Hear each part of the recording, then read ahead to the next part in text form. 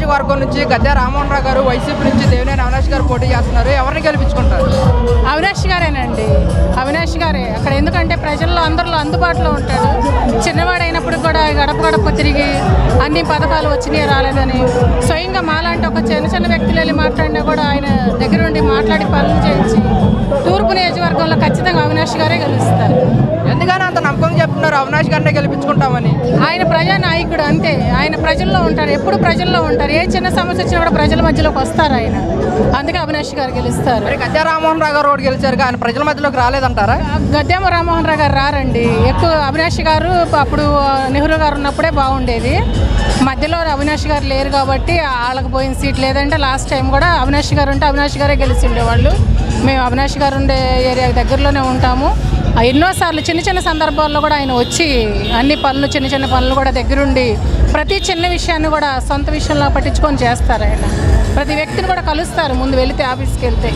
అది మీరేదన్నా సమస్యలు ఉందని దేవినేని అవినాష్ గారి దగ్గరికి వెళ్తే మీతో ఎలా స్పందిస్తారు? అసలు చాలా చాలా అంటే ఒక ఇంట్లో కుటుంబ సభ్యుడిలాగా వెళ్ళి ఒక రోజు వెళ్ళి కూర్చొని పర్సనల్గా కూడా మా ఫ్యామిలీ విషయం ఉంటే కూడా మాట్లాడితే కూడా దగ్గరుండి చెప్పి చేయించారు ఆయన. మా పిల్లల విషయంలో కూడా జాబ్స్ అక్కడ జరుగుతుందన్నప్పుడు యూనివర్సిటీలో క్యారెక్టర్ సర్టిఫికెట్ల కోసం పోయినప్పుడు కూడా అన్నీ కూడా దగ్గరుండి మరీ చేయించడం, అన్నీ కూడా అసలు ఏ విషయంలో అయినా సరే ఆయన దగ్గరుండి అన్ని పనులు చేయిస్తారు. అవినాష్ గారు స్పెషల్, అది ప్రజల్లో ఉంటారు. అది ప్రజానాయకుడు అవినాష్ గారే గెలుస్తారు. జై అవినాష్ గారు.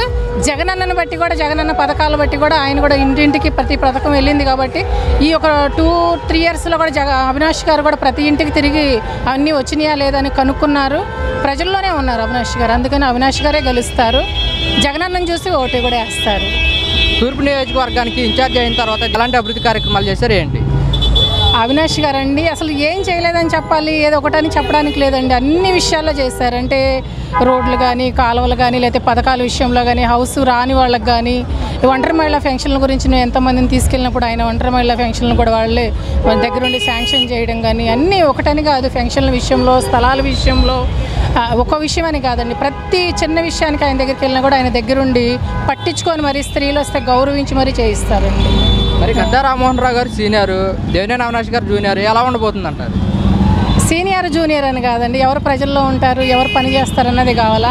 మేమైతే గద్దె రామ్మోహన్ రావు గారిని చూసి చాలా తక్కువ. ఎప్పుడో ఒకసారి వస్తారు వాళ్ళు, ఏదో పైపైన రోడ్లు మేము కనపడి వెళ్ళిపోతారే కానీ అలా ఇంటింటికి వచ్చి మీకు ఎలా ఏం జరుగుతుంది, ఇవన్నీ అందుతున్నాయా లేదా, ఎలా ఉన్నారని పట్టించుకునేది.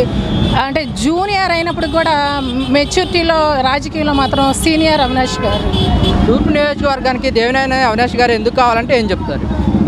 దేవినేని అవినాష్ గారు ఉంటేనే అభివృద్ధి ఉంటుంది. ప్రజలందరికీ ఒక సహోదరులాగా ఉన్నట్టుగా ప్రతి పనికి కూడా, ప్రతి విషయానికి కూడా ఆయన ఒక ఇంట్లో కుటుంబ సభ్యుడిలాగా పనిచేసి పెడతారు. అందుకని దేవినేని అవినాష్ గారు కావాలి.